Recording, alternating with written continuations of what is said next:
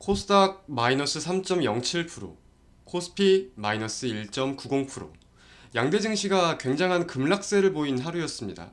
이에 대해 기술적으로 살펴본다고 하더라도 코스닥의 경우는 최근 저점을 이탈하는 모습까지 확인이 되면서 많은 투자자들의 우려감이 더욱 증폭되고 있는 상황인 것 같아요. 증시 급락세에 대해서는 우리가 확인할 수 있는 내용들이 몇 가지 있습니다. 이제 오늘 올라오고 있는 분석글들, 다양한 내용들에 대해서 악재를 많이 만들어 놨던데, 사실 저는 그 모든 내용을 다 우리가 주목을 해야 된다라고 생각을 하기보다는 딱 한 가지의 포인트를 좀 둘 것 같아요. 10년물 국채금리입니다. 국채금리가 지금 이제 월봉상으로 확인을 해보면은 엄청난 강세를 보이고 있는 상황이죠. 이렇게 좀 본다고 하더라도 거진 한 16년 만에 이제 다시금 고점을 찍으면서 10년물 국채금리가 과연 5%를 기록할 것이냐, 여기에 시장의 초점이 모여져 있는 상황입니다. 이제 국채금리와 관련해서는 수많은 일정들에 대한 변동성을 살펴볼 수 있을 거예요. 일단 당연히 우리가 금리라고 하면 인플레이션도 당연히 함께 봐야 되는 요소일 거고요. 인플레, 그리고 당연히 경기까지도 함께 여겨볼 수 있을 겁니다. 자, 근데 최근에 이 부분이 좀 상쇄될 수 있었던 게 분쟁이었어요. 물론 이제 이스라엘과 하마스 간의 분쟁 가지고 이 분쟁 자체의 우려감이 확대되기 때문에 증시가 하락하는 경우도 분명히 우리가 무시할 수 없는 포인트지만, 분쟁에 대한 내용을 가지고 국채 수요가 조금 몰리면서 국채 금리가 하락하는 모습들도 있긴 있었단 말이에요. 그러니까 금리 상승 요인이 상쇄될 수 있던 포인트라고 좀 여겨볼 수도 있던 건데, 지금은 좀 또 분위기가 다릅니다. 11월 FOMC에서 이제 연준이 기준금리를 동결할 것이다 라고 시장은 98% 이상 강하게 전망을 하고 있는 상황이지만, 다양한 요인들에 대해서 결국 국채금리는 끝없이 강세를 보이고 있다는 거예요. 이제 내용적인 부분들과 더불어서 수급적인 부분들도 함께 생각을 해본다고 하면은, 일본이 미국채를 가장 많이 갖고 있는 국가예요. 일본이 전 세계에서 미국채를 가장 많이 보유한 국가인데, 이 일본이 최근에 대량 매도하는 모습들이 포착이 되었었습니다.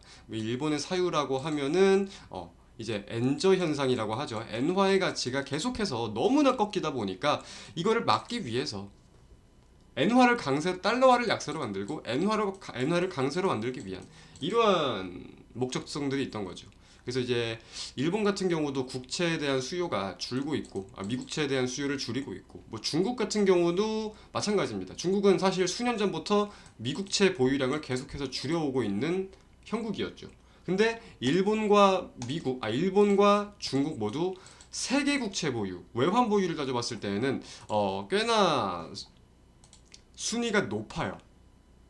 그런 국가들을 대표적으로 하여금 미국채에 대한 수요가 전반적으로 줄고 있다는 포인트, 우리가 생각해 볼 수가 있는 거겠죠. 그래서 미국 입장에서 물론 지금 달러화가 강세를 보이고 국채 금리가 끝없는 강세를 보인다는 점에 대해서 과연 어떻게 해석을 하고 있을지 궁금한 포인트들도 있기는 있습니다. 이제 인플레이션이나 이러한 내용들과 관련해서 연준 위원들의 연설을 우리가 많이 주목하잖아요.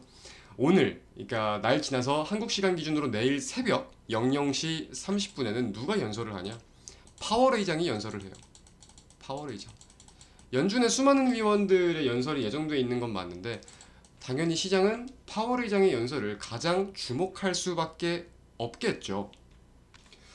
그렇기에 이 파월 의장의 연설을 시장이 어떻게 해석을 하는지, 거기에 대해서 국채금리가 과연 반응을 보이는지 여부를 주목을 해야 될 것 같은데, 매파적인 내용들만 나온다고 하면 5%를 뚫을 수 있는 가능성도 염두에 둘 필요가 있겠고, 그게 아니면 좀 눌릴 수도 있지 않을까, 이런 두 가지 방향성에 대해서 좀 생각을 해볼 필요가 있을 것 같습니다. 결국은 이 국채금리의 방향성에 대해서 증시가 계속해서 상반되는 모습을 보이고 있는 거니까요. 국채금리가 올라가면 증시가 떨어지고, 국채금리가 떨어지면 증시가 올라가고, 현재 수많은 불확실성과 내용들이 있지만 중요한 건 그 내용들이 국채금리에 반영이 되고 있는 거고, 이 국채금리 여부에 증시 변동성이 보이고 있다는 점 말씀드리겠습니다.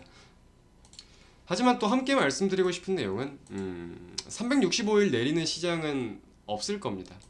지금 이제 월봉 기준으로 6달 연속 양봉을 보이고 있는데, 국채금리가 이게 7개월, 8개월, 9개월, 10개월 연속으로 갈 거라고 무조건적으로 생각할 수는 없을 거예요. 국제 유가 또한 계속해서 무조건 오를 것이냐? 그것도 생각을 해볼 문제일 거고. 뭐 이건 조금 우스갯소리일 수 있는데 개인적으로 이런 생각도 약간은 있기는 있습니다. 이제 우리가 개별 종목 차트를 볼 때 테마주로서 보면은 흥구석유를 많이 보시잖아요. 국제 유가와 관련해서. 근데 그러한 흥구석유가 오늘 급락세를 좀 보이면서 마감이 됐거든요. 마감 직전에. 그래서 이게 과연 증시 반등의 시그널이 될 수 있을지. 증시가 떨어질 때 이렇게 오르는 종목군들이 있죠. 국제유가, 석유 관련된 것들이라거나 뭐 사료, 비료, 곡물 관련된 것들이라거나 뭐 방산과 관련된 것들이라거나. 그래서 이러한 종목들이 떨어지면서 증시가 안정화를 찾을지 이 수급에 대한 여부들도 확인을 해봐야겠습니다. 오늘 사실 전반적인 수급이 그렇게 엄청나게 크게 매도가 된 건 아니에요. 막 조 단위로 매도가 되고 그런 건 아니었는데 증시가 급락세를 보인 거에 대해서는 반발 매수세가 일절 없었다고 생각을 해볼 수가 있었겠죠. 관망하는 사람도 있고 매도하는 사람도 있습니다. 하지만 적극적으로 매수를 하는 사람은 없기 때문에 증시가 빠지는 거에 대해서 반등 여부가 보이지 않았다까지 말씀을 드리면서 투자 심리가 좀 다시금 돌아오도록 기도를 하면서 오늘 영상 마치도록 하겠습니다. 시청해주신 여러분 대단히 감사드립니다.